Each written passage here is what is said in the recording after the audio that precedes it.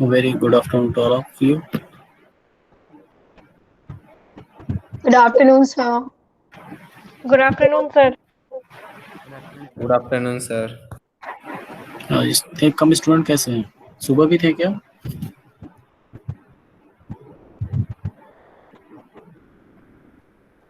सुबह की क्लास में इतने बच्चे थे क्या? Yes sir. Sir, more than 50 थे. Yes, sir. More than 50.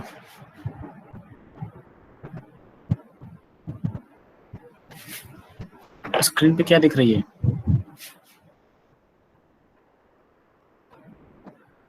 Screen पे क्या दिख रहा है? Pendulum sir, pendulum. ये जब से आपने ज्वाइन किया है तब से ये ऑसिलेट कर रहा है? तभी से ऑसिलेट कर रहा है ये रुक क्यों नहीं रहा है?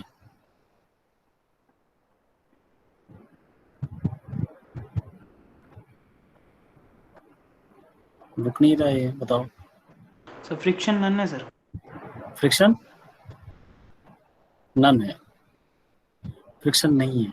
अच्छा, ये मेरा वही है हमारा WWH, हम लोग खेल रहे हैं WWH। और इसमें पहला तो ये कि ये रुक क्यों नहीं रहा है, तो स्टूडेंट ने बता दिया फ्रिक्शन नहीं है। फ्रिक्शन होता तो धीरे धीरे इसकी ऑसिलेशन की एम्पलीट्यूड धीरे धीरे कम हो जाती और ख़त्म हो जाती और ये रुक जाता। ठीक है। दूसरा क्वेश्चन ये है कि अगर मैं इस सिंपल पेंडुलम के मास को यहाँ से रिलीज करूँ, कहाँ से? एट 90 डिग्री, यहाँ से रिलीज करूँ मैं।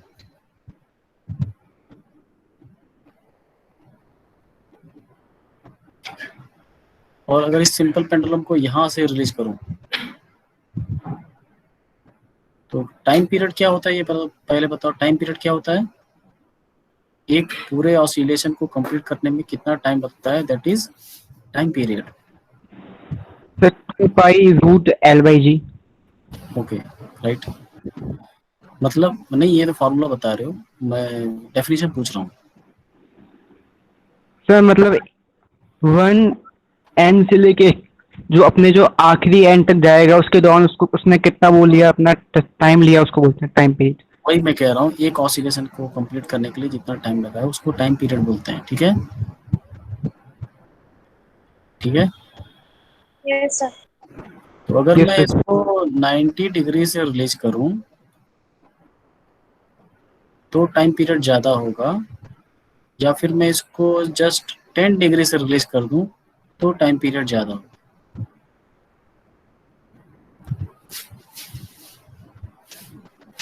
बताओ। Sir, 90 degrees है. Sir, 90 90 degree degrees. 90 डिग्री से। कितने लोग कह रहे हैं 10 डिग्री से?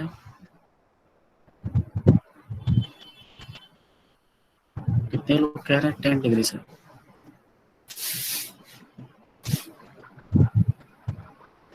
कोई कह रहा है 10 डिग्री से? सब लोग 90 डिग्री? सभी लोग 90 degree? Yes sir. Sir same ही तो होगा। Yes, sir. किसने बोला सेम होगा? सर 2π√L/G, लेंथ सेम है, ग्रेविटी सेम है। क्या नाम है तुम्हारा? सर प्रियम। Very good. आपको पता है, अभी किसी ने फॉर्मूला ही बताया, 2π√L/G। इसमें कहाँ पे एंगल है? एंगल है का? कहाँ पर एंगल है? यहाँ पे इस फॉर्मूले में थीटा कहाँ है?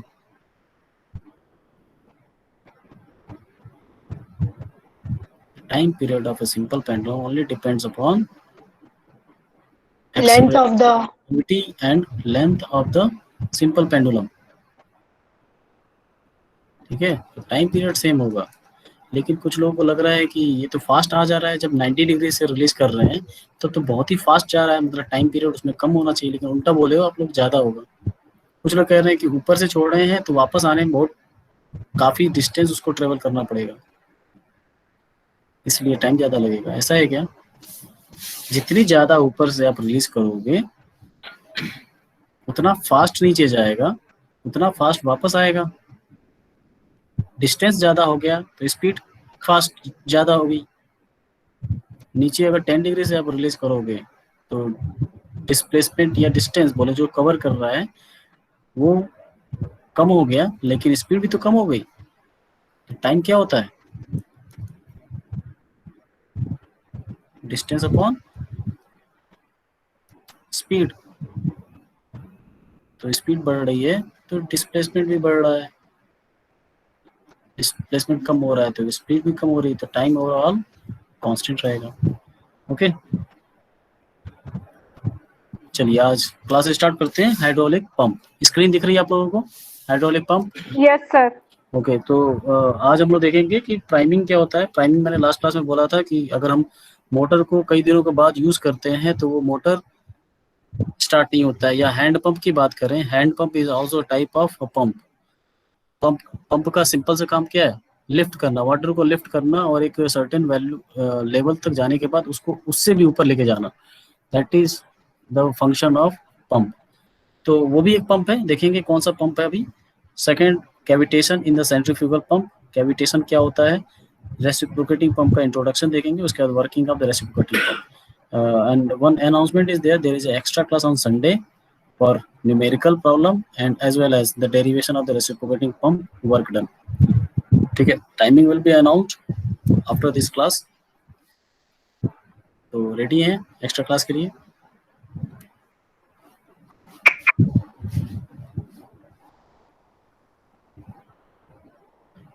रेडी हैं?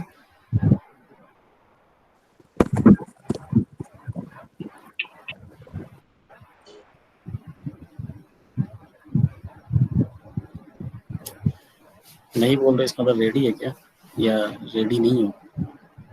रेडी है। रेडी है ना बोलने का मतलब रेडी है। अच्छा चलिए ठीक है, आज के बाद नहीं कुछ बोलोगे नहीं तो रेडी है।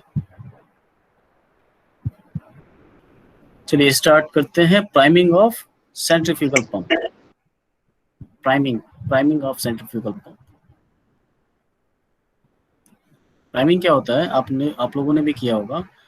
Priming of a centrifugal pump is the process of filling the liquid at the suction point, suction pipe and the impeller. Priming is done to put pump into working order by filling or charging with the water. ये pump है centrifugal pump. ये centrifugal pump है, हमने कई दिनों बाद use करने जा रहे हैं या फिर नया सेंट्रीफ्यूगल पंप लगाया गया है घर में। तो आपको पता है कि पाइप में पानी नहीं होगा तो ये खाली होगा। तो ये नीचे जो जहाँ से हमको वाटर को लेके जाना है उसको क्या बोलते हैं हम लोग? लास्ट क्लास में देखा था हम लोगों ने, इसको बोलते हैं सम्प।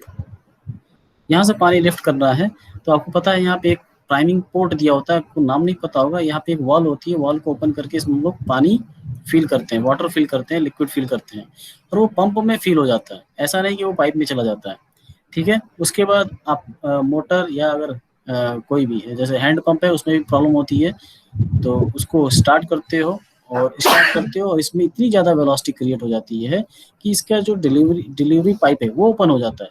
फिर जैसे ये ओपन होगा यहाँ पे प्रेशर कम हो जाएगा, प्रेशर कम होगा तो यहाँ से पानी लिफ्ट हो जाएगा अपने आप। तो ये कंटिन्यूअस चार्ज स्टार्ट हो जाएगा, कंटिन्यूअस फ्लो स्टार्ट हो जाएगा वाटर का। तो इसलिए किया जाता है प्राइमिंग। एक बार और देख लेते हैं, why priming of centrifugal pump is required. देखो, pressure developed by the impeller of a centrifugal pump is proportional to the density of the fluid. देखिए अब हमें बर्नौली इक्वेशन पता है, अगर मैं दो बर्नौली इक्वेशन लगाऊं, पहले ये नीचे के पॉइंट्स पे और लास्ट के पॉइंट पे,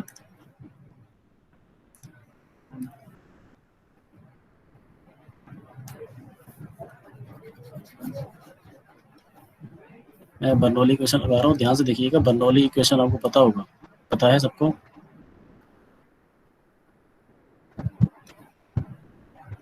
आता है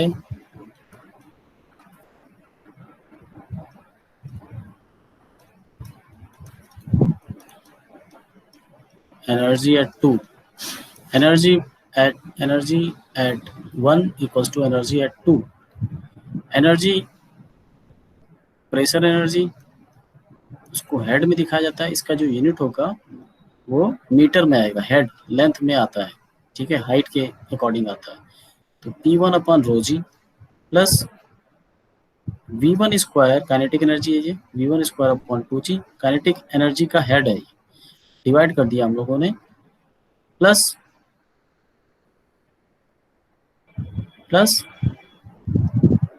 Z1 equals to P2 upon rho g, second point पे V2 square by 2G plus Z2।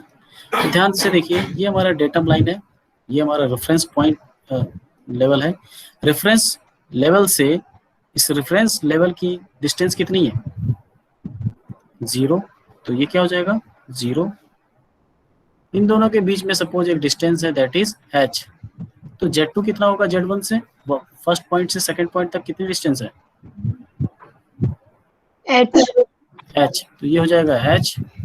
Okay, velocity at the sump of the sump में जो वाटर है, लिक्विड है, उसकी वेलोसिटी क्या है? 0 है, रुका हुआ है पानी, ये पूरा 0 हो जाएगा। बचा हुआ ये जितने भी टर्म्स हैं, P1 को मैं लेफ्ट साइड में लेके आ रहा हूँ, P1 upon rho G minus P2 upon rho G equals to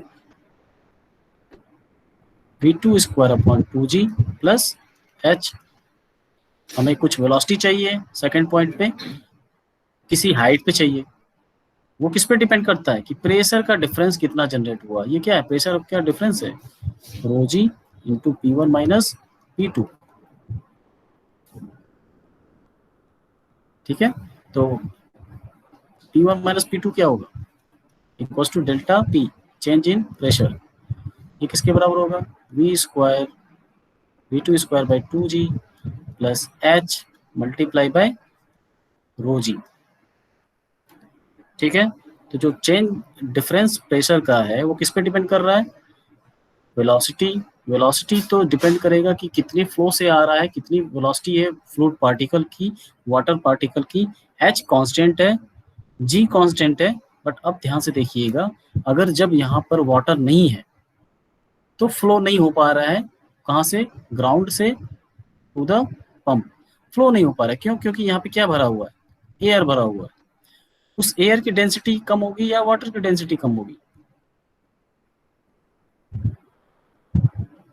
air की कम होगी। एयर की कम होगी। अब देखिए ध्यान से कि P1 और P2 में P1 ज्यादा होगा, जितना ज्यादा P1 होगा फ्लो उतना फास्ट होगा, फ्लो उतना इजीली होगा। P2 जितना कम होगा उतना फेवरेबल है। फेवरेबल कंडीशन क्या है? P2 कम होना चाहिए, P1 ज्यादा होना चाहिए। इसका मतलब डेल्टा P क्या होना चाहिए? ज्यादा होना चाहिए। तो डेल्टा P कब ज्यादा होगा? जब डेंसिटी ज्यादा हो। डेंसिटी यहाँ पे कम है बिकॉज एयर फिल हो चुका है, क्योंकि आपने कई दिनों बाद यूज करने जा रहे हो पंप को, तो यहाँ जो जो पाइप में पानी होगी धीरे धीरे इवेपोराइज हो चुकी होगी, धीरे धीरे वो ग्राउंड के साथ डिफ्यूज हो चुकी होगी। तो यहाँ पे पानी पाइप में खत्म हो चुका होगा, तो वहाँ क्या आ चुका होगा? एयर आ चुका होगा। अब एयर की डेंसिटी कम है, एयर की डेंसिटी अगर कम है तो ये जो प्रेशर का डिफरेंस है वो डेवलप नहीं हो पाता है जितना चाहिए लिफ्ट के लिए, ठीक है। तो प्रेशर डेवलप नहीं हो पाएगा, तो क्या करते हैं उसके लिए? पानी को फिल करते हैं फ्रॉम प्राइमिंग पोर्ट, और इसको फिल कर देते हैं, फिर मोटर स्टार्ट करते हैं। फिर डिलीवरी वाल्व अगर एक बार खुल गया तो ये यहाँ पे प्रेशर अपने आप कम हो जाएगा। कहाँ पे? पंप पे जैसे प्रेशर कम हुआ, प्रेशर डिफरेंस जनरेट हो जाएगा, ठीक है। तो this is all about the priming, why priming is done. तो प्राइमिंग कैसे करते हैं ये भी हम लोगों ने डिस्कस कर लिया कि प्राइमिंग कैसे करते हैं। First of all the suction pipe and impeller is completely filled with the water. Second is the delivery valve is closed end the pump is started. Delivery valve को बंद किया जाता है। आपको पता है हैंड पंप में अगर ये प्रॉब्लम आती है कि पानी नहीं आ रहा है तो क्या करते हैं? कोई स्टूडेंट बताए? सर ऊपर से जो एयर वाला जहाँ से वो पानी आता है उसको ब्लॉक करके फिर चलाया जाता है। यस, जहां से डिलीवरी होने वाली है, पानी निकलने वाला है, उसको हम ब्लॉक कर देते हैं और ऊपर से पानी फिल करते हैं और हैंडपंप को स्टार्ट करते रहते हैं। ऐसा ही करते हैं। The delivery wall is closed end the pump is started. The rotating impeller pushes water in the delivery pipe, opens the delivery valve and suck water through the suction pipe। ठीक है, जैसे ही delivery pipe open, delivery valve अंदर अंदर जो pump, handpump के अंदर है, अगर हैंडपंप की बात करें तो डिलीवरी वॉल्व जैसे ही खुलता है वहाँ पे प्रेशर कम हो जाता है। प्रेशर जैसे कम हुआ, प्रेशर का डिफरेंस जनरेट होगा। प्रेशर कम मतलब P2 कम हो जाता है। P2 जैसे ही कम होगा, ये डिफरेंस क्या हो जाएगा, ज्यादा हो जाएगा। ये ज्यादा होगा तो फ्लो फिर से कंटिन्यू हो जाएगा। ठीक है, so this is the theory you can write in your notes, this is the diagram you can use. आप अगर और भी एक्सप्लेन करना चाहते हो, ये बर्नौली इक्वेशन लिख के बता समझा सकते हो। ठीक है, very simple derivation of this pressure difference for priming. चलिए नेक्स्ट चले। Next topic is cavitation in pump. चलिए बताइए, बॉइलिंग क्या होता है?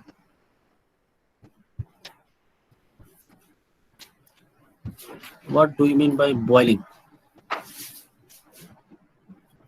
What do you mean by boiling?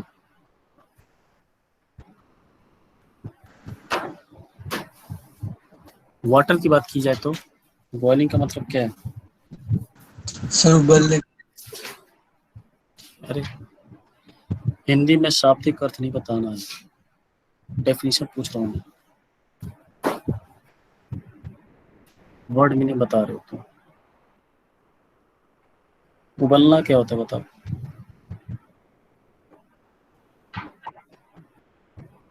उबलना क्या होता है? सर ये वो कंडीशन है जब मतलब वाटर स्टीम में बनने वाला होता है, उससे पहले जो स्टेज आती है उसको बॉइलिंग बोलते हैं। ठीक, ये तो फेज ट्रांसफॉर्मेशन है।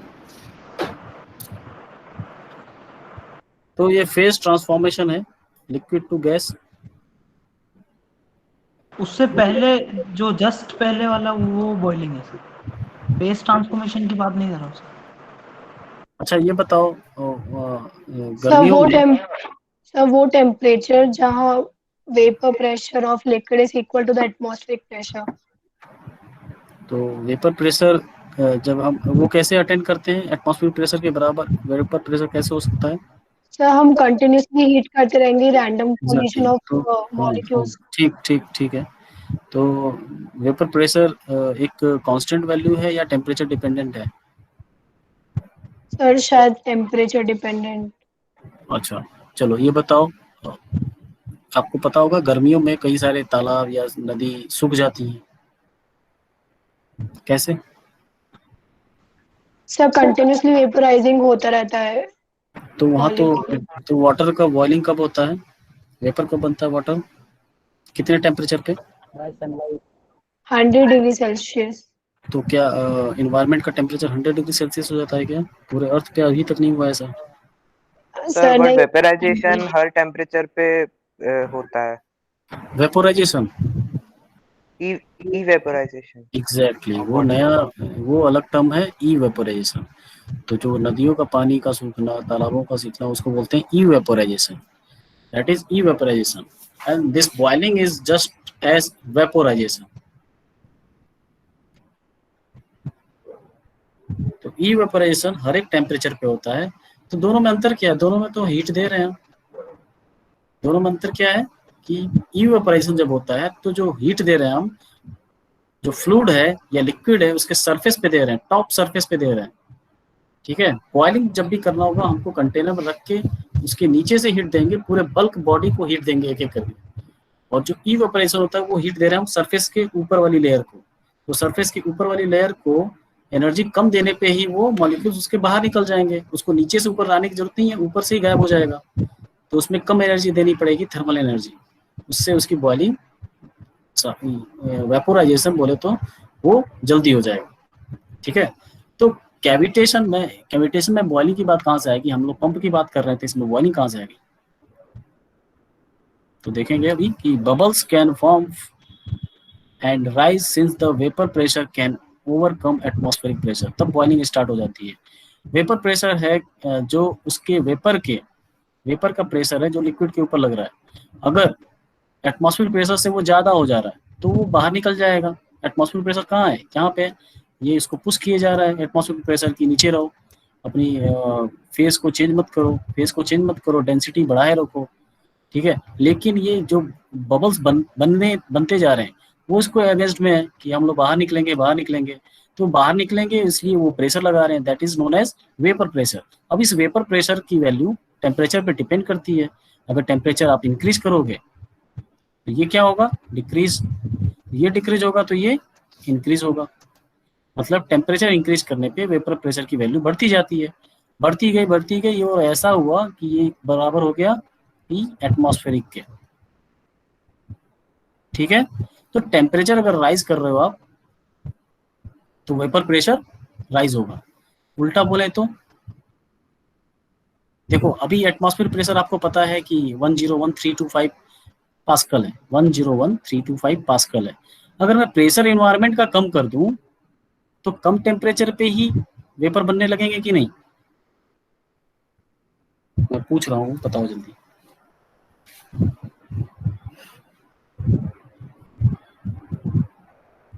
सर हम एटमॉस्फेरिक प्रेशर कैसे चेंज कर सकते हैं? आपको पता होगा ना माउंटेन्स पे प्रेशर, एटमॉस्फेरिक प्रेशर कम होता है,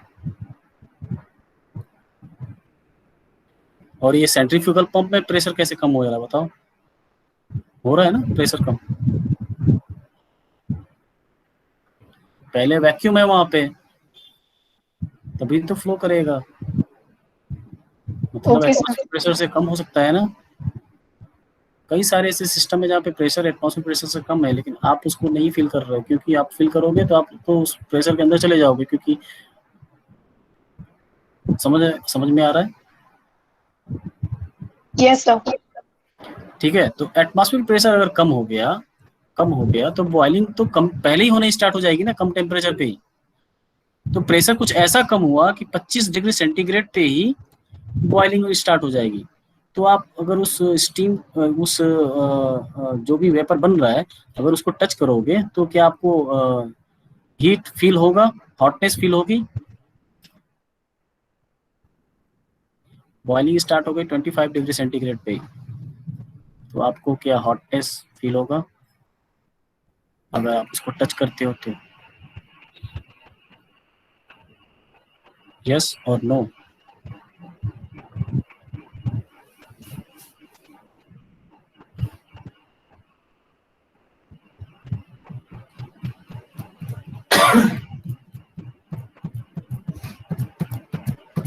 एक नहीं बताने वाले हैं जो सर नहीं होगा ना, क्योंकि टेम्परेचर 25 है, 25 पे बहुत सारी चीजें जो बॉयल हो जाती हैं। नाइट्रोजन गैस, कई सारी गैसेस हैं जो बहुत ही कम टेम्परेचर पे वो गैसेस फॉर्म है। तो गैस बनने का मतलब ये थोड़ी ना कि टेम्परेचर ज्यादा होगा उसका, ठीक है, वो तो डिपेंड करता है। मतलब वाइस वर्सा अलाउड नहीं है? वाइस वर्सा अलाउड नहीं है? क्या नहीं अलाउड है? हाँ, वाइस वर्सा अलाउड नहीं है। मतलब 100 डिग्री सेंटीग्रेड पे बॉयल करोगे तो आपको हॉटनेस फील होगा। 100 डिग्री क्या, और भी पहले ही, अगर 100 डिग्री पे बॉइलिंग होती है नॉर्मल 25 डिग्री सेंटीग्रेड के रूम टेम्परेचर पे, और साथ में हमको बोलना होता है कि हमें 25 डिग्री सेंटीग्रेड नहीं, एटमॉस्फेरिक प्रेशर पे जो 100 डिग्री सेंटीग्रेड पे जो वाटर की बॉइलिंग है उसके साथ हमें एक और चीज बोलना होता है जो हम भूल जाते हैं। ये किस पे है? 1 एटमॉस्फेरिक प्रेशर पे। अगर ये प्रेशर कम हो गया तो ये बॉइलिंग कहाँ होगी, और भी कम टेम्परेचर पे होने लगेगी। आ रही बात समझ में? Yes sir. ठीक है, तो ये बताइए कि हमने सेंट्रीफ्यूगल पंप हमने पढ़ा, सेंट्रीफ्यूगल पंप में प्रेशर कहाँ पे सबसे कम होने की चांसेस है? एटमॉस्फेरिक प्रेशर, मतलब उसके एटमॉस्फेयर के, उस पंप के कंपोनेंट में अंदर जो एटमॉस्फेयर है उसके खुद का, बाहर का एटमॉस्फेरिक प्रेशर तो अलग डिफरेंट है जो हम लोग फील कर रहे हैं, लेकिन पंप के अंदर प्रेशर कई बार चेंज हो रहा है, कहीं कम हो रहा है, कहीं ज्यादा हो रहा है। तो वो कौन सा पार्ट है? 4 जगह है, 4 जगहों में आप लोग बताइए कहाँ पे प्रेशर कम है। मैंने P1, P2, P3, P4 दिखाया था। ये पंप है, देखिए ध्यान से, ये पंप है, ये 1 है सम्प, ये इनलेट है पंप का, ये आउटलेट है पंप का, और ये स्टोरेज टैंक का पॉइंट है। P4, P3, P2, P1 सबसे कम प्रेशर होने के चांसेस कहाँ हैं? Sir P2। P2 centrifugal pump के इनलेट पे सबसे ज्यादा प्रेशर के कम होने के चांसेस हैं, ठीक है। So inlet of centrifugal pump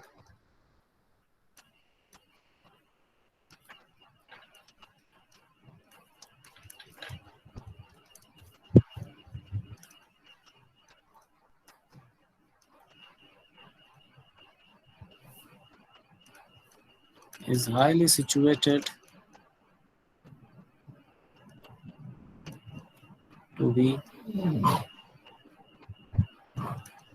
to have cavitation. अभी कैविटेशन के बारे में हम लोग देखेंगे क्या है कैविटेशन, वो कैविटेशन हो कैसे रहा है अभी देखेंगे। Inlet of the centrifugal pump is highly situated to have a cavitation. जो पॉइंट है वहां पे प्रेशर सबसे कम होने वाला है, मतलब P2 सबसे कम है, P2 सबसे कम है, P2 सबसे कम है, P1 से भी, P3 से भी, P4 से भी सबसे कम है। तो वहां पे प्रेशर सबसे कम हो सकता है, मतलब वहां पे चांसेस अगर हमने वहां पे कैविटेशन को रोक लिया तो बाकी सारे पॉइंट्स तो बच जाएंगे, ठीक है। Yes sir. ठीक है, अगर सबसे कमजोर पार्ट को हमने बचा लिया तो बाकी तो सब सही रहेंगे। तो सबसे जो क्रिटिकल पॉइंट है वो क्या है? 2 है, सबसे क्रिटिकल पॉइंट है, ठीक है। तो ध्यान से देखिएगा कि सेंट्रीफ्यूगल पंप का जो हम वाटर जैसे ही वहां पे आएगा वाटर पार्टिकल, तो वाटर पार्टिकल का प्रेशर बहुत ही कम है, तो वहां का वेपर प्रेशर बहुत ही कम है। वेपर प्रेशर बहुत इतना ज्यादा कम है कि वो जो हमारा 25 डिग्री सेंटीग्रेड रूम टेम्परेचर है उस पर ही उसकी बॉइलिंग स्टार्ट हो जाती है। तो बॉइलिंग स्टार्ट होगी तो बबल्स बन चुके होंगे। अब ये बबल्स हैं सेंट्रीफ्यूगल फोर्स से बाहर की तरफ निकलेंगे बाहर, और जाके ये ब्लेड्स पे टकराएंगे और एक कोलैप्स होंगे। बबल्स क्या होंगे? कोलैप्स होंगे, फट जाएंगे, बर्स्ट होंगे। और बर्स्ट होने की वजह से उनके पास एक बहुत ही हाई एनर्जी होती है, जिसको बोलते हैं वेव एनर्जी, प्रेशर एनर्जी बोलते हैं। उस प्रेशर एनर्जी से ये ब्लेड्स पे या फिर इम्पेलर के वॉल्स पे फोर्स अप्लाई करेंगे, ठीक है। तो फोर्स अप्लाई करेंगे तो उस फोर्स से इरोजन हो सकता है, कोरोजन नहीं, इरोजन। इरोजन मतलब मटेरियल का removal by virtue of applying external forces. Continuous external forces can cause erosion, corrosion नहीं। केमिकल रिएक्शन से कोरोजन होता है, इरोजन होता है एक्सटर्नल फोर्स जो कंटिन्यूअसली अप्लाई हो रहा है। कि बबल्स ब्लास्ट होंगे तो प्रेशर एनर्जी निकलेगी, प्रेशर एनर्जी से इम्पैक्ट लगेगा किस पे? मटेरियल पे, जो मेटल्स हैं, तो उनके इरोजन होगा। इरोजन मतलब मटेरियल का रिमूवल होगा, बहुत ही धीरे धीरे होगा। आप कई दिनों बाद अपने पंप खरीद के लाए और उसको ओपन करके देखोगे तो ब्लेड्स एकदम क्लीन है, स्मूथ है, but after some year 1 to 2 years आप देखोगे उसके अंदर क्या है, आपको लगेगा रस्टिंग है, वो रस्टिंग नहीं है।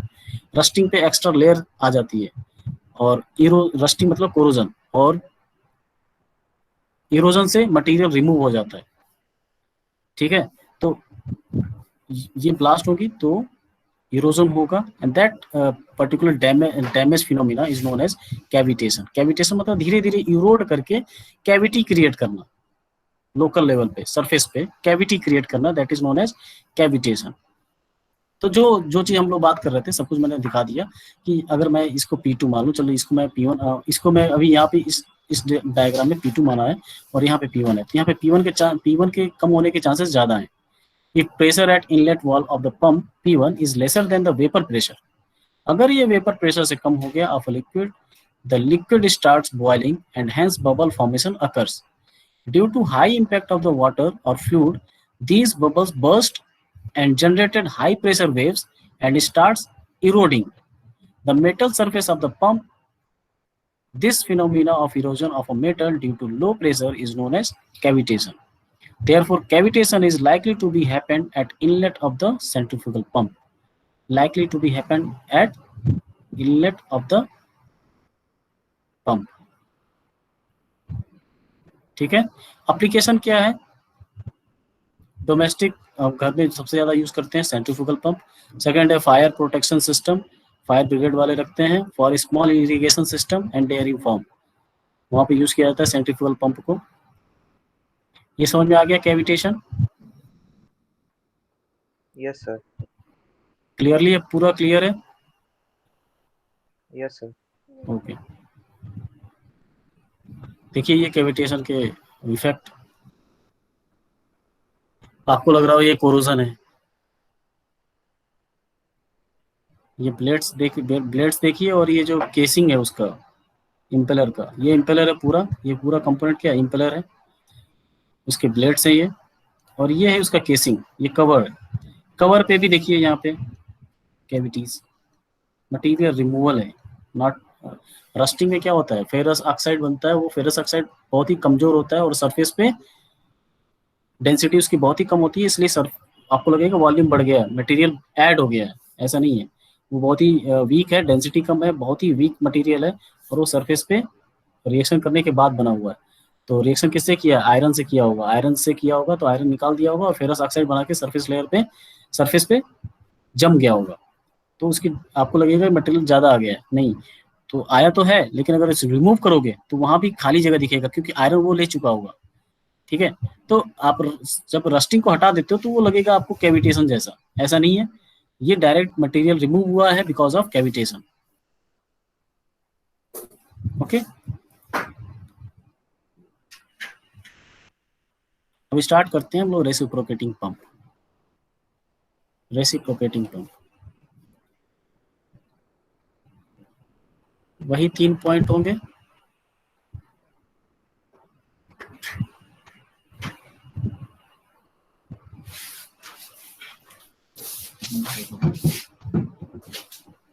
तीन पॉइंट क्या है? हाइड्रोलिक पंप में वही पॉइंट होगा, it is a hydraulic machine which converts mechanical energy into hydraulic energy. Hydraulic energy of water fluid is available in the form of pressure energy. The third point will be changed from the centrifugal pump. If for this reciprocating pump, it will be if the energy conversion from mechanical to hydraulic is by means of reciprocating motion forces, the pump is known as reciprocating pump. What is reciprocating motion? What To and fro motion. To and fro motion, मतलब left to right, top to bottom, या फिर forward to backward motion. तो ये motion क्या है, और ये cyclic होना चाहिए, पीरियोडिक होता है। तो ये रेसिप्रोकेटिंग मोशन क्या है? To and fro motion, to and fro motion. ठीक है, कोई ऐसा मशीन आपने देखा हो जिसमें टू एंड फ्रो मोशन होता हो, पंप, कोई मशीन, कोई device?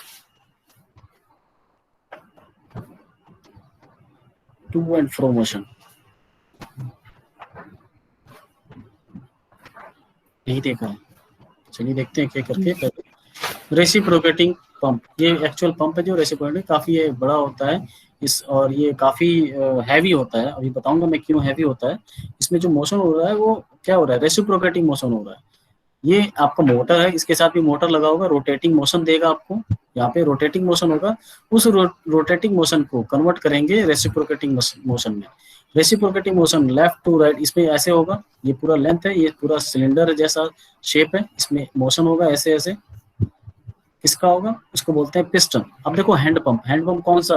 This is a very good example for reciprocating pump, but ये मैनुअल है, ये मैनुअल है। इसको मोशन हम लोग अपने हाथ से दे रहे हैं, ठीक है। तो इसकी वजह से इसको जैसे हमने प्रेस किया, ये ऊपर गया, ये ऊपर गया, तो ये ऊपर जाएगा, ऊपर जाएगा तो आपको लगता नहीं यहाँ पे वैक्यूम क्रिएट हो जाएगा। जैसे ही वैक्यूम क्रिएट होगा, नीचे जो पानी होगा वो ऊपर लिफ्ट हो जाएगा, ऊपर लिफ्ट होते ही ये वाल्व बंद हो जाएगी, पानी इकट्ठा हो चुका है।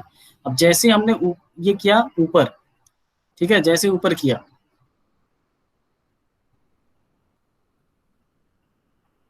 तो क्या क्या होगा? ऊपर करते ही यहाँ पे प्रेशर जनरेट होगा, प्रेशर जनरेट होगा, और जैसे वापस फिर से हम इसको नीचे करेंगे, ये ऊपर जाएगा, उस प्रेशर की वजह से पानी बाहर निकल जाएगा, ठीक है। तो ये सिंपल मेथडोलॉजी है कि रेसिप्रोकेटिंग पंप में पानी कैसे ग्राउंड से ऊपर तक हम लोग लिफ्ट कर सकते हैं। इसमें वर्किंग प्रिंसिपल क्या होगा? वर्किंग प्रिंसिपल क्या होगा इसमें कि रेसिप्रोकेटिंग मोशन की वजह से वैक्यूम क्रिएट हो रहा है। जब हमारा पिस्टन ऊपर जा रहा है तो वैक्यूम क्रिएट हो रहा है, तो उस समय जमीन से पानी ऊपर आ जाएगा, लिफ्ट हो जाएगा।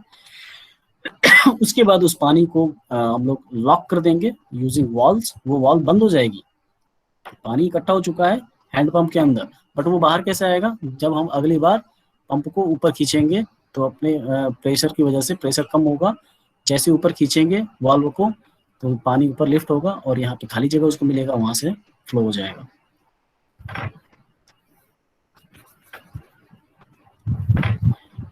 तो उसका देखेंगे वर्किंग प्रिंसिपल इसका बहुत ही डिटेल में कि कैसे हो रहा है। इसका डेरिवेशन हम लोग करेंगे संडे को, और उसके साथ ही हम लोग न्यूमेरिकल भी करेंगे। वर्डन का डेरिवेशन हम लोग करेंगे और उस पर न्यूमेरिकल करेंगे, और कुछ हमारे पहले यूनिट्स के न्यूमेरिकल्स बचे हुए हैं। तो bring your calculator, scientific calculator with you.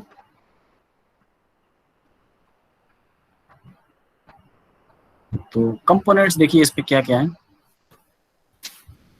ये मैनुअल नहीं है, इसको मैनुअल बनाया जा सकता है बट ये मैनुअल अभी नहीं है। मैं यहाँ पे जो यूज कर रहे हैं जा रहे हैं हम लोग, आप लोग देखेंगे पहले तो ये सम्प लेवल है, ये सम्प है नीचे, उसके बाद सक्शन पाइप, उसके बाद एक वॉल है जिसको बोल रहे हैं सक्शन वॉल। अभी सक्शन वॉल देखो ओपन होगा, पानी जैसे ऊपर जाएगा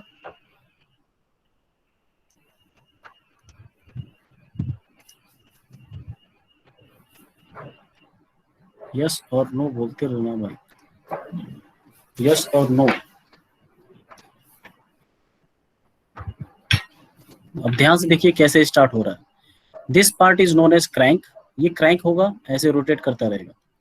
ये रोटेट कैसे कर रहा है? ये शाफ्ट है, इसके साथ मोटर लगा दिया गया है, तो ये रोटेट हो रहा है क्रैंक। एक ये लिंक है, ये रोटेट होगा, ये रोटेट होगा तो ये ऊपर ऐसे खींचेगा, इसको पीछे जाएगा। ये पॉइंट जो है, ये आप पॉइंट देखिए ध्यान से, इसको पी को, अगर ये पॉइंट पी सी पर पहुंचेगा तो पॉइंट क्यू कहाँ पहुंचेगा? राइट में या लेफ्ट में? ए पे पहुंचेगा सर। राइट या लेफ्ट? ए पर पहुंच जाएगा। राइट। राइट पहुंचेगा, राइट बोलिए, राइट आएगा। जब पॉइंट पी ए पर होगा उस समय क्यू कहाँ होगा? सर लेफ्ट में। लेफ्ट में लेफ्ट में होगा। होगा। अब इसको ध्यान से देखिएगा, पिस्टन को, पिस्टन को, ये है पिस्टन। जब पॉइंट पी सी पर होगा तो ये पिस्टन अपने एग्जैक्टली राइट साइड में होगा, कंप्लीटली राइट साइड में होगा, मैक्सिमम राइट में होगा। ठीक है। जब पॉइंट पी ए पर आएगा तो ये पिस्टन एग्जैक्टली लेफ्ट साइड में होगा, मतलब मैक्सिमम लेफ्ट में होगा। ये समझ में आना चाहिए, आ रहा है या नहीं? Yes sir. और maximum efficiency of the pump के लिए L इक्वल्स टू 2R होता है, रखा जाता है डिजाइन के लिए। L क्या है? L है कनेक्टिंग रॉड का लेंथ, ये है connecting rod QP। QP is a connecting rod and this PO is crank। crank का लेंथ है R, स्मॉल r।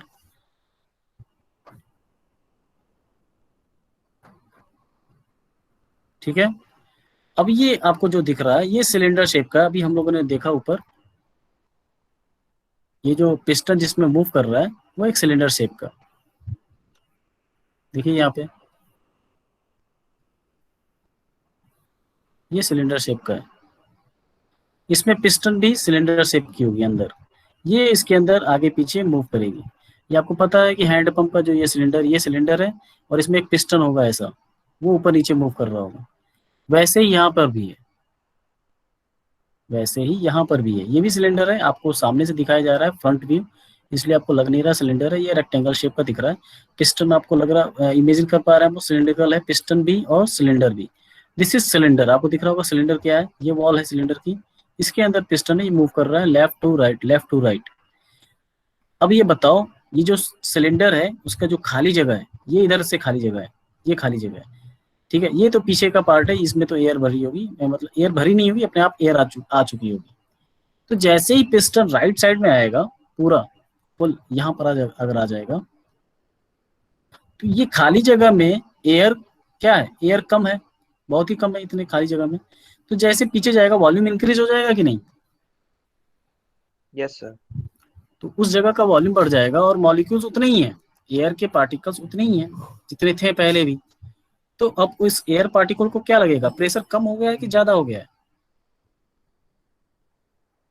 वॉल्यूम बढ़ गया, मास उतना ही है, तो प्रेशर कम होगा या ज्यादा होगा? कम हो जाएगा। कम हो जाएगा। उसी कम होगा कम को बोलते हैं, उसी कम प्रेशर को बोलते हैं वैक्यूम प्रेशर। अब जैसे ही वहां पे वैक्यूम हुआ, ठीक है, पानी अपने आप लिफ्ट होगी ऊपर, प्रेशर यहाँ ज्यादा है, एटमॉस्फेयर प्रेशर है यहाँ पे, ठीक है। अब ये पानी लिफ्ट होगी, ये वॉल खुल जाएगा पानी के वेलोसिटी की वजह से। ये वॉल बहुत ही स्मूथ होते हैं, यहाँ पे बेयरिंग्स लगे होते हैं, ये घूम जाते हैं, ऐसे घूम गया, ये पानी पूरा ऊपर आया और इसके ऊपर वॉल के ऊपर प्रेशर डाला, प्रेशर वॉल अपने आप बंद भी हो गया, प्रेशर से पानी गया होगा ऊपर, उसके दबा दिया होगा, इसको प्रेस किया होगा, तो ये वॉल बंद हो चुका होगा। अब ये पानी पूरा भरने लगेगा, पिस्टन पीछे जा चुका है, पूरा भर जाएगा वाटर से, ठीक है, वॉल बंद हो चुका है। अब ये क्रैंक तो घूमता रह रहा है ना, इसको कोई रोक नहीं रहा है, ये मोटर से लगा हुआ है। तो जैसे क्रैंक यहाँ पे ए पॉइंट पे आएगा, पी जब ए पे होगा, तो पिस्टन क्या करेगा, इधर की तरफ मूव करेगा और वाटर को कंप्रेस करेगा। कंप्रेस करते करते इतना ज्यादा प्रेशर बढ़ जाएगा कि ये वाल्व ओपन हो जाएगा, ये वाल्व ओपन होगा, ये बंद हो चुका है, तो ये ऊपर लिफ्ट हो जाएगा पानी और यहाँ पे स्टोरेज टैंक में फिल हो जाएगा। आगे बात समझ में, ये बस इतना ही समझना था इसमें यस कि सर। प्रेशर कब कम होगी, प्रेशर कब ज्यादा होगी, किधर, सिलेंडर के अंदर। सिलेंडर के अंदर की बात की जाए तो पिस्टन के जो लेफ्ट साइड में जो एरिया है वो सिलेंडर का अंदर का पार्ट है, ये तो बाहर का पार्ट है, ये तो खाली है, इससे कुछ मतलब नहीं है। यहाँ पे लीक प्रूफ है, यहाँ पे ऐसा नहीं कि पानी यहाँ से बाहर निकल जाएगा, लीक प्रूफ है पूरी तरह से, बट मोशन हो रहा है इसमें, ठीक है। तो पीछे जाएगा तो वैक्यूम क्रिएट, तो सक्शन पाइप से पानी लिफ्ट होगा और वो पूरे सिलेंडर में भर जाएगा। जैसे ही पिस्टन लेफ्ट साइड से लेफ्ट जाएगा, कंप्रेस होगा और ये वॉल, ऊपर वाली वॉल ओपन होगी और पानी लिफ्ट हो जाएगा स्टोरेज टैंक में। आगे बात समझ में? तो बस इतना ऐसा समझना है इसमें। इसमें भी डिलीवरी पाइप है, सक्शन पाइप है और सिलेंडर और पिस्टन है और क्रैंक और कनेक्टिंग रॉड है, बस इतना आपको समझना है कैसे प्रेशर। और ये वॉल्व बहुत इंपॉर्टेंट है, वॉल्व देख रहे होंगे आप लोग कि सिर्फ एक तरफ से खुलने वाला है, तो दूसरी तरफ नहीं गिरने वाला है, यहाँ पे ये फंस जाएगा, रुक जाएगा। समझ में आ रहा है ये वॉल्व के बारे में? वॉल्व समझ में आ रहा है, वॉल्व कैसा है? ये वॉल्व भी बस ऐसे खुलेगा, वाटर ऊपर जाएगी, वाटर ऊपर जाएगी ऐसे और फिर वापस नहीं आएगी, पूरा फ्लो हो जाएगा, फिर ये वॉल्व बंद हो जाएगा, फिर बंद हो जाएगा, फिर वाटर वापस नहीं आ सकती, इसमें फंस चुकी है, ठीक है। आगे समझ में? Yes sir. Yes sir. ठीक है, तो एक बार इस जो लिखा हुआ है working principle of reciprocating pump, इसको थोड़ा रीड कीजिए, अभी आप लोग रीड कीजिए पूरा, जहाँ पे अगर समझ में नहीं आए, राइटिंग थोड़ी अच्छी नहीं है तो अभी नहीं समझ में आया तो प्लीज बताइए मुझे। अभी यहाँ पे जो डायग्राम है, यहाँ पे ए और बी में आप लोग बताइएगा मैं कहाँ पे लिखूँ। यहाँ पे जो ए बी सी लिखा हुआ है ये गलत है, आप लोग बताइएगा कहाँ पे लिखना है ए बी सी। जो भी पॉइंट यहाँ पे बताया जा रहा है वो कहाँ पर होंगे इस डायग्राम में। Crank is connected with electric motor, इस crank is connected with electric motor. When crank is rotating the piston rod and hence piston moves. ये पिस्टन रॉड दिख रहा है आपको, पिस्टन रॉड जो पिस्टन से डायरेक्टली कनेक्टेड है, the piston rod and hence piston moves forward and backward. When crank is at position A, then the piston will be at P. The piston will be at P. And when crank is at P, piston will be at Q. When the piston is at extreme left side मतलब यहाँ पर Q है, extreme left side पर क्या है, Q, यहाँ पर है Q, यहाँ पर है P। तो हमने देखा ए पर होगा then piston will be at P, A मतलब पी, ये ए नहीं होगा फिर ये ए होगा और ये बी होगा। आ रहा समझ में? बी पर होगा तो पिस्टन कहाँ होगा? क्यू पर। ठीक है, यस सर।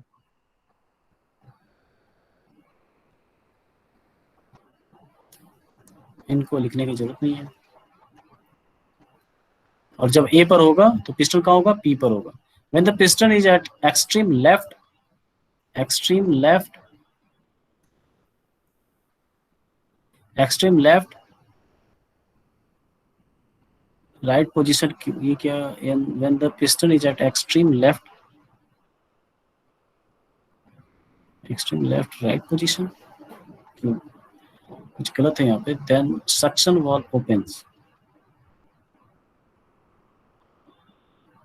लेफ्ट में होगा तो सक्शन वॉल ओपन होगा कि राइट में होगा तब?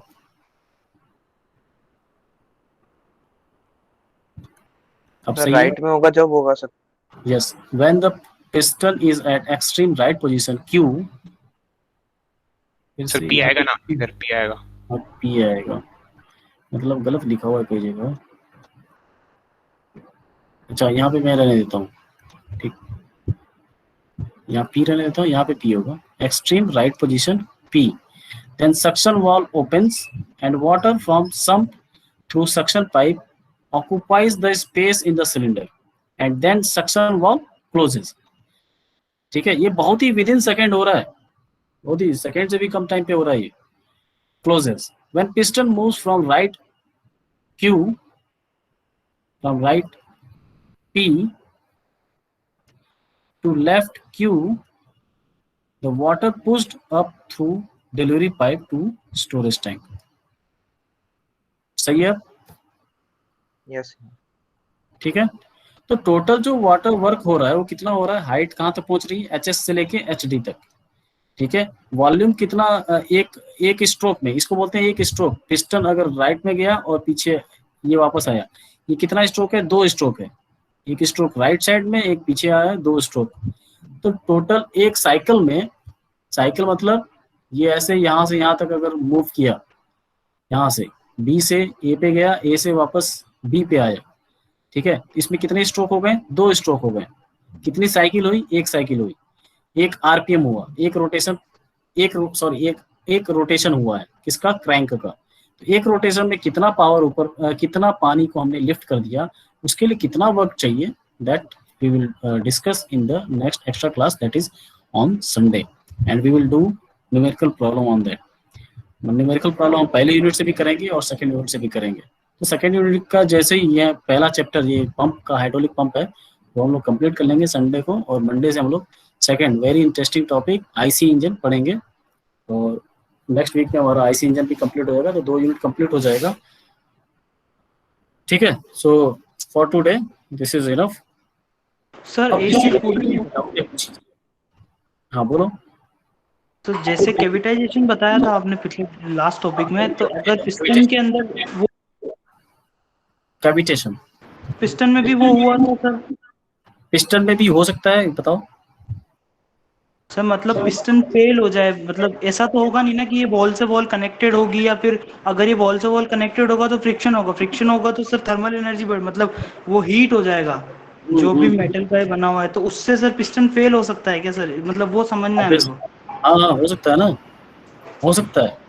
तो जितने भी मैकेनिकल कंपोनेंट, मैकेनिकल डिवाइसेस हैं, उनमें वियर टीयर होता है, मैकेनिकल मटेरियल का रिमूवल होता है, मटेरियल लॉस होते हैं। आपको पता है, कोई भी मशीन हो, कितनी भी अच्छी मशीन आप बना लें, 1 साल के बाद उसका मेंटेनेंस की रिक्वायरमेंट होती है, उसके परफॉर्मेंस डिक्रीज हो जाता है, उसकी एफिशिएंसी कम हो जाती है। ये क्यों होता है? इसी वजह से होता है। तो वही सर, जैसे आपने अभी बोला कि ये लीक प्रूफ है, तो ये लीक प्रूफ कैसे हो सकता है? अगर जैसे कुछ टाइम बाद ये पानी वापस रिवर्स भी आएगा, बी एट पोजीशन बी पे भी ये पानी फेंकेगा। देखो, कुछ चीजें होती हैं जो कंप्रेशन, में IC में वो बताने वाला था कि कैसे पिस्टन और सिलेंडर, पिस्टन ये तो अभी पानी है बेटा, पानी यहाँ पे लीक होना, तो मान लो लीक भी हो गया तो कोई दिक्कत नहीं है, लेकिन सोचो इंजन में भी यही मोशन होता है, सेम एग्जैक्टली सेम होता है। यहाँ पे उल्टा हम कर रहे हैं कि पावर दे रहे हैं क्रैंक को, वो पावर मूव करा रहा है पिस्टन को। गाड़ियों में जो इंजन है वो क्या होता है, यहाँ पे पावर मिलती है, उस पावर को देते हैं क्रैंक को रोटेट कराने के लिए, और ये गाड़ी को रोटेट कराती है, ठीक है। लेकिन वो पावर कहाँ से आती है, उस पे होता है फ्यूल को फायर करके, फ्यूल को जला के। तो सोचो वहां से अगर फायर आगे निकलने लगे, पीछे की तरफ लीक हो जाए फायर या फ्यूल, तो सोचो आप तो 1 लीटर पेट्रोल से 1 किलोमीटर भी नहीं चल पाओगे, क्योंकि फ्यूल तो इधर से निकल जाएगा बाहर। तो उसको कैसे रोका जाता है, उसके लिए बहुत सारे अरेंजमेंट है। तुमने पूछा है तो मैं नेक्स्ट क्लास जब आईसी इंजन हम पढ़ेंगे तो उसमें मैं बता दूंगा, क्योंकि वैसे बताता नहीं हूँ, क्योंकि ये इंपॉर्टेंट नहीं है इतना डीप में जाना। ये जो पिस्टन है इसके ऊपर सर्कल पे एक रिंग लगाई जाती है, जो कि कंप्रेस भी हो सकता है, एलोंगेट भी हो सकता है। तो ये रिंग जब लगाएंगे और उसको सिलेंडर के साथ कवर करेंगे तो अपने आप एडजस्ट हो जाता है। एडजस्ट ऐसा होना मतलब इसके साथ ये अगर पुश हुआ तो ये थोड़ा अंदर दब जाएगा, और लेकिन ये कांटेक्ट हमेशा बनाए रखेगा। समझ में आ रहा है? जैसे आप yes sir, pen, yes sir. आप टिप, वो जो पेन होता है जो ऊपर से प्रेस करके ओपन करते हैं पेन को, तो अगर आप उसको जैसे स्प्रिंग की तरह काम करेगा, आप जितना प्रेस करोगे आपके साथ कांटेक्ट बनाए रखेगा, लेकिन पुश भी हो सकता है, ठीक है। आप धीरे धीरे ऊपर ले जाओगे तो आपके साथ ही चलेगा, कंप्रेस होगा, एलोंगेट होगा, लेकिन कांटेक्ट हमेशा बनाए रखेगा, ठीक है। तो इस तरह के अरेंजमेंट होता है उसमें कि उसे लीक प्रूफ बनाया जा सके, ठीक है। उसके बाद भी कुछ ना कुछ लीकेज होगा, ऐसा नहीं कि हम 100% कोई भी चीज़ बना सकते हैं, 100% आइडियल चीज़ बना सकते हैं। मैकेनिकल में हमेशा जो आप जो होता है, ये सब लॉसेज होती है, जिसकी वजह से आपको पता होगा धीरे धीरे पुराना पंप है तो उसमें लीकेज बहुत ज़्यादा है, आपको पता भी नहीं चलेगा कि ये पंप गीला कैसे हो जा रहा है, क्यों हमेशा उसमें से पानी टपक रहा है, ठीक है। समझ में आ गया? Yes sir. और तुमने ये पॉइंट उठाया तो मैं फिर से बता दूंगा, उसमें उसको रिंग का नाम होता है कंप्रेशन रिंग, ऑयल रिंग, वो 2-3 तरह की रिंग लगी होती है पिस्टन में, ठीक है। तो क्योंकि हम लोग ऑयल हमें चाहिए कि हम इसमें फ्यूल तो नीचे ना जाए, लेकिन हम चाहते हैं जो लुब्रिकेटिंग ऑयल डालेंगे वो नीचे तो जाए, लुब्रिकेटिंग ऑयल को तो नीचे जाना चाहिए, फ्यूल को नीचे नहीं जाना चाहिए। इस तरह की क्या क्या अरेंजमेंट होती है आईसी इंजन में हम लोग देखेंगे, तो उस समय हमको रिमाइंड भी कीजिएगा आप लोग, ठीक है। और कोई डाउट है किसी को किसी टॉपिक पे अभी आज जो हमने किया